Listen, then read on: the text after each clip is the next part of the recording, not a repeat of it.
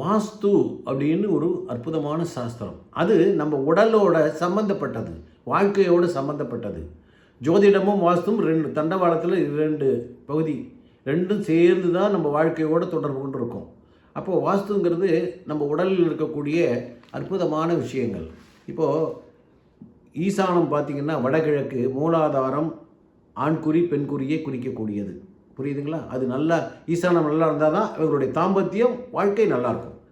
அக்னி சுவாதிஷ்டானம் வடிவயிறு, அக்னின்னா தென்கிழக்கு, அது சரியில்லைன்னா பெண்களுக்கு அடிக்கடி கர்ப்பப்பை பிரச்சனை, அடிவயிறு பிரச்சனை, முட்டி பிரச்சனை, வயிற்றில் கோளாறு, கர்ப்பம் களையிறதெல்லாம் நடக்கும். இதுதான் காரணம். அதே மாதிரி நிருதி தென்மேற்கு, மணிபூரகம் நெஞ்சத்தில், தென்மேற்கு சரியில்லைன்னா ஹார்ட் அட்டாக் வர்றது, நெஞ்சில் பிரச்சனை, நிறைய பிரச்சனைகள்லாம் நிறையா வரும். சரிங்களா? வாயு அநாகதம், அதுவும் கொஞ்சம் நெஞ்சுக்கு மேல் பகுதி, அது சரியாக இருக்கணும். வடமேற்கு, சரிங்களா? அது சரியில்லைனாலும் உடலில் மிகப்பெரிய பிரச்சனைகள் வரும். அதே மாதிரி பிரமஸ்தானம்ங்கிறது ஆக்னா நெற்றி, நினைவலைகள் சிந்திக்கிறது, நல்ல விஷயம் சிந்திக்கிறது, கெட்ட விஷயத்தை சிந்திக்கிறது, உங்களுடைய வாழ்க்கை பயணத்திற்கு உங்களுடைய சிந்தனைகள் மிகப்பெரிய ஒரு ஊன்றுகோலாக ஒரு காரணமாக இருக்கும். அதனால் பிரம்மஸ்தானம் ரொம்ப சிறப்பாக இருக்கணும் ஒரு வீட்டில். அதே மாதிரி படுக்கை அறை பார்த்திங்கனாக்கா விசுத்தி, அது இந்த தொண்டை, புரியுதுங்களா? தொண்டை பகுதியை குறிக்கக்கூடியது.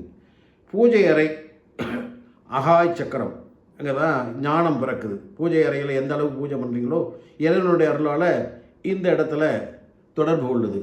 கழிவறை கனகம்னு ஒரு சக்கரம் இருக்குது, அது நல்லா இருந்தால் தான் அவங்க உடல் ஆரோக்கியமாக இருக்கும்.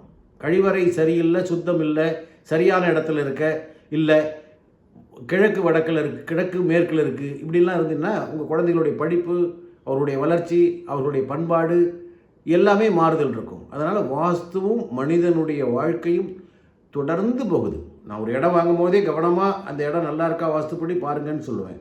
கன்ஸ்ட்ரக்ஷன் பண்ணிகிட்டு இருக்கும்போது எப்படி நல்லா இருந்து என்னென்ன பரிகாரம் பண்ணால் வீடு கடைசி வரலையும் நல்லபடியாக போகும், அதுவும் சொல்லியிருக்கேன் நிறைய நிகழ்ச்சிகளில்.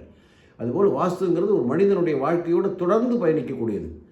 அது உடம்புல என்னென்ன பகுதியை பாதிக்குதுன்னு நான் சொல்லியிருக்கேன். அதைப்படி நீங்கள் உங்கள் வீடை செக் பண்ணி பார்த்தீங்கன்னா கரெக்டாக அது தொடர்பு இருக்கும்.